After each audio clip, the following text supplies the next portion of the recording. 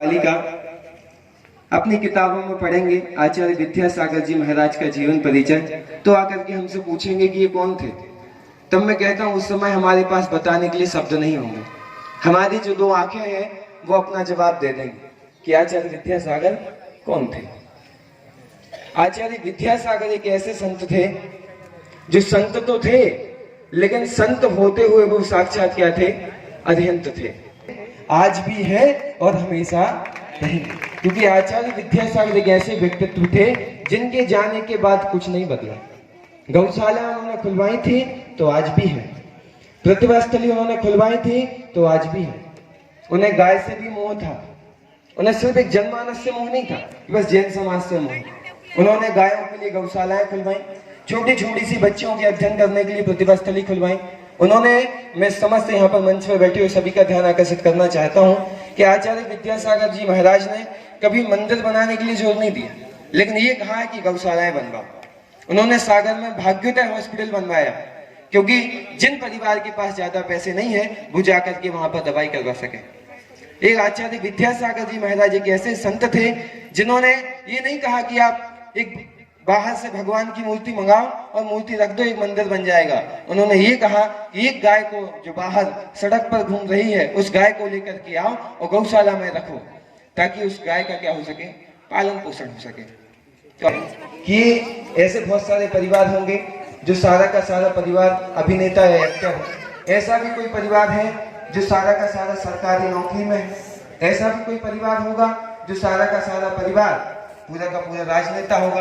पिता, भाई, बहन और एक भाई जो अभी वर्तमान में थे वो भी मुनि से उत्कृष्ट सागर जी के रूप में मुनि बन गए। आज सदियों बाद भी जब आचार्य विद्यासागर जी का नाम रहेगा तो हम गर्व से कहेंगे कि आचार्य विद्यासागर जी हमारे थे, हमारे हैं और हमारे रहेंगे। बोले आचार्य विद्यासागर जी महाराज की जय। हेलो, कृपया करके, क्योंकि ये सभा तो सभी के लिए है, पर इस सभा में विराजमान हमारे ग्राम के ऐसे भी बंधुवर हैं जो हिंदू तो हैं परंतु आचार्य श्री के प्रति बहुत ही समर्पित भाव से उनके मुखारबिंद और विनयाजलि उनकी सभा में मैं ऐसे ही व्यक्ति शिक्षक महोदय माननीय हमारे इस बीच में श्री मान सिंह जी राजपूत साहब।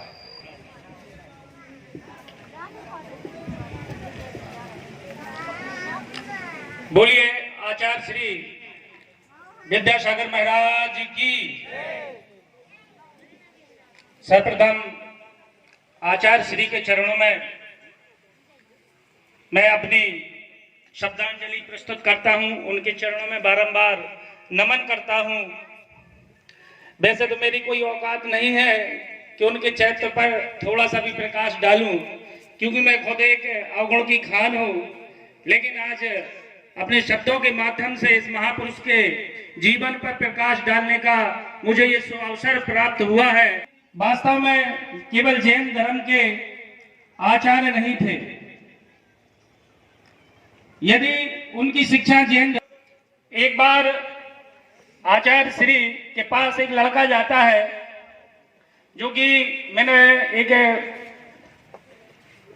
कहानी के तौर पर मैंने ये पढ़ा था कि जब आचार्य श्री के पास एक सीए में फेल लड़का जाता है, बार बार वो फेल हो जाता है, तब वो निराश होकर आचार्य श्री के चरणों में अपनी विनय प्रस्तुत करने के लिए जाता है और बोलता है कि आचार्य श्री जी, मैंने खूब लगन से अपनी परीक्षा दी है, उसमें किसी प्रकार की कोई कमी नहीं रही, फिर भी मैं क्यों असफल हो जाता हूँ?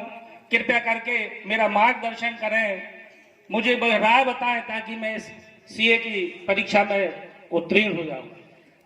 तब आचार्य श्री के छोटी सी बात है, उन्होंने बिल्कुल ये कहा था, केवल तुम दो शब्दों का ध्यान रखो, किसी भी कार्य को शुरू करने से पहले आप नमः सिद्धम, यदि मेरी बातों पर तुम्हें विश्वास है तो नमः सिद्धम से शुरुआत करो, तुम्हें निश्चित ही सफलता मिलेगी। गुरु की वाणी निश्चित तौर पर अकाट्य होती है। उस बच्चे ने बिल्कुल वैसा ही किया। शुरुआत करने से पहले अपनी कॉपी में नमः सिद्धम लिखना शुरू किया और आचार्य श्री का स्मरण किया, उनसे विनय स्तुति की। तुरंत ही वह लड़का उस वर्ष ही परीक्षा में उत्तीर्ण हो जाता है। ऐसी आचार्य श्री की वाणी थी, ऐसे उनके शब्द थे जो जीवन में निरंतर ही आदमी को शेष से विशेष बना सकते हैं। मैंने पहले ही कहा है कि सूरज को दिए दिखाने जैसी मेरी क्षमता है, फिर भी मैं भगवान आचार्य श्री के चरणों में अपने श्रद्धांजलि प्रस्तुत कर रहा हूं। मैंने अभी भी 1 माह पहले जब आचार्य श्री डोंगरगढ़ गए थे, हमारे नोहटा से भी कई धर्मावलंबी जैन समाज के सभी लोग गए थे, तो जब वो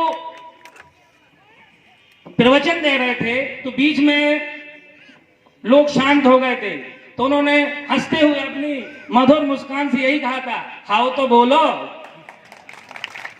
तो इस प्रकार उनका बुंदेलखंड के प्रति भी बहुत लगाव रहा है। मुझे भी जैन धर्म से बहुत लगाव रहा है, क्योंकि मैं आचार्य मुनि श्री माधव सागर के सानिध्य में रहने का मुझे कई वर्षों से सानिध्य मिला है, उनके चरण वंदन करने का अवसर मिला है। मैंने जैन धर्म की पाठशालाएं भी उसी समय से जाना शुरू किया था। तो वास्तव में आचार्य श्री के प्रति भी मेरी अटूट भावना है। अभी हमारे मयंक जैन जी बता रहे थे कि उस दिन जैन समाज 2:30 बजे से जागा था और उसकी आंखों में आंसू आए थे। तो मैं भैया बताना चाहता हूं कि केवल जैन समाज ही नहीं, वरन पूरा देश को जैसे ये समाचार मिला था उसकी आंखों से आंसू आ गए थे, क्योंकि आचार्य श्री सभी के थे, सभी के प्रति उनके एक मन में करुणा थी और उनकी शिक्षा हमेशा लोगों के जीवन को प्रस्तुत करेंगी, उनको मार्गदर्शक करेंगी। अंत में केवल 2 ही पंक्तियों के माध्यम से मैं आचार्य श्री के चरणों में अपनी अनुनय विनय प्रस्तुत करूंगा। एक बार जो गुरुवर की नजरों का इशारा हो